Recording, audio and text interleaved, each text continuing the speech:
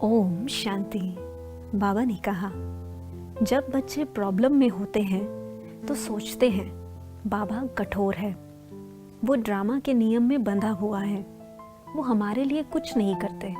किंतु बच्चे, यह ड्रामा बना हुआ है कि आप अपने हिसाब किताब स्वयं ही क्लियर कर और इस तमो प्रधान दुनिया के बीच रहते प्रकृति और आत्माओं का भी कल्याण कर, अर्थात सभी चैलेंजेस का सामना करते हुए भी सभी आत्माओं का और प्रकृति को प्रेम और रहम के भाव से परिवर्तन कर दोगे।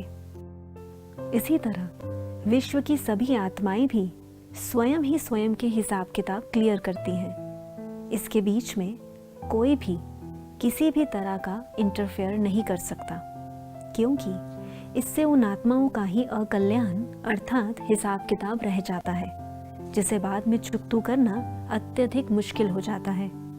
देखो, भगवान के लिए गायन है कि भगवान के घर देर है अंधेर नहीं, अर्थात आत्माओं को अपने अच्छे कर्म और भक्ति का फल पूरा ही नहीं मिलता, बल्कि बिल्कुल अंत के समय भगवान के घर से इतना भरपूर मिल जाता है कि आत्मा गदगद हो जाती है और उसके अंदर भगवान के प्रति इतनी भावना बैठ जाती है कि वो जब भी दुख में होती है तो वो भगवान को ही याद करती है।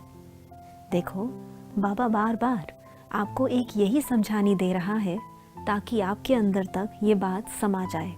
बस अब आप अपनी सीट पर सेट रहे, संकल्पों द्वारा सबके प्रति शुभ भाव तो रखो ही, किंतु उनके हिसाब किताब क्लियर करने की विधि से भी साक्षी हो जाओगे।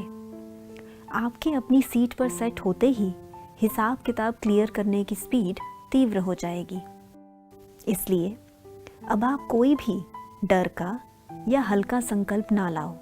आपका बाप आपके साथ खड़ा है, जो भी होगा बहुत अच्छा होगा। बस आप तो स्वयं को ठीक रखो, बाकी सारा कार्य तो बाप स्वयं कर देगा। स्वयं को ठीक रखो, अर्थात बस स्वयं को हाई वाइब्रेशंस में रखो, अर्थात बस पॉजिटिव संकल्पों में रखो और साथ ही अत्यंत खुशी में। और अब सारे पुराने संकल्पों को छोड़ दो। देखो, यह सारा खेल वाइब्रेशंस का ही है, अर्थात संकल्पों का ही है। बस अब सारे संकल्प उम्मीदों से और खुशियों से भरपूर हो।